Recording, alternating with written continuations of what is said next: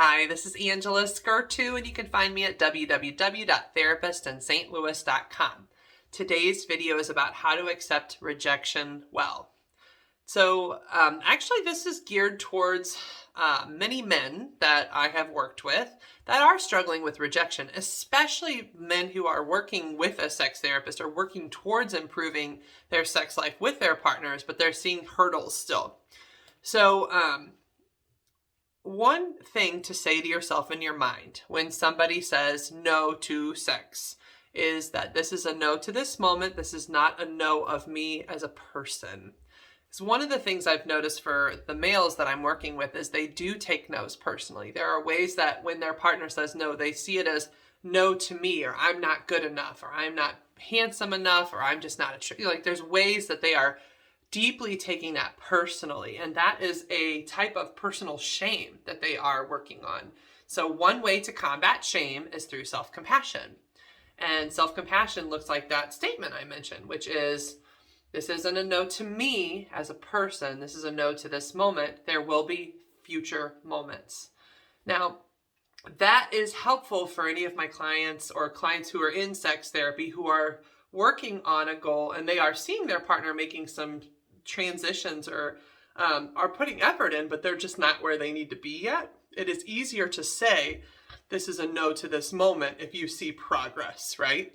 But what do you do if you're in a situation where you are consistently experiencing no, no, no, or you are actually in a sexless marriage and you have experienced so much no that you don't even try anymore? In those situations where you can, I encourage you to have a really deep and honest conversation with your partner about the fact that you're really struggling with the relationship, that you're very unhappy. Because in the end, if you are in that space, then holding that in or avoiding it or like lashing out at your partner kind of passive aggressively because you're not getting sex is not helping the relationship. It will make it worse, and it is a path towards divorce. And if you really don't want to divorce your partner, then you owe it to them to talk to them about the fact that you are struggling with your sex life and you feel deeply rejected. And I do want to put it out there that it is, if you have been chronically rejected over time with no real yeses or no movement, it is hard to separate the idea that this is a no to this moment.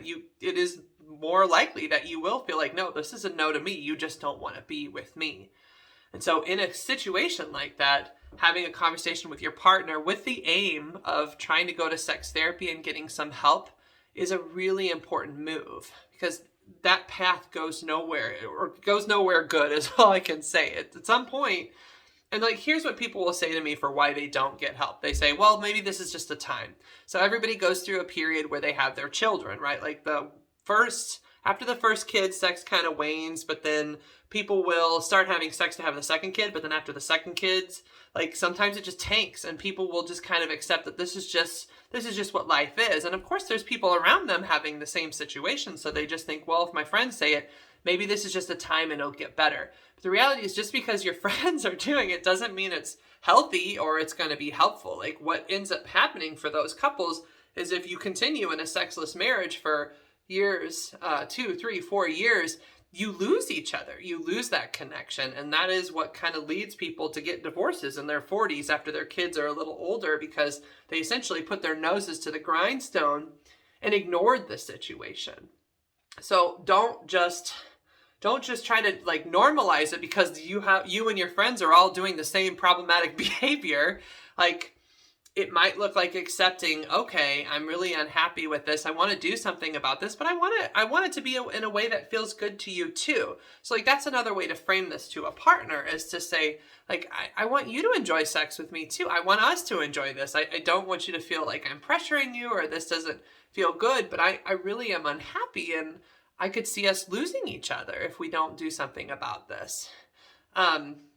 Essentially, the ultimate goal is to try and get into therapy to get some help. But my challenge to all of you is, don't just sit in complacency or disappointment. Like, a relationship can be changed and it can be improved. Your sex life can be improved, but the longer you wait to get it better, the harder it is. And sometimes people make mistakes the longer they wait.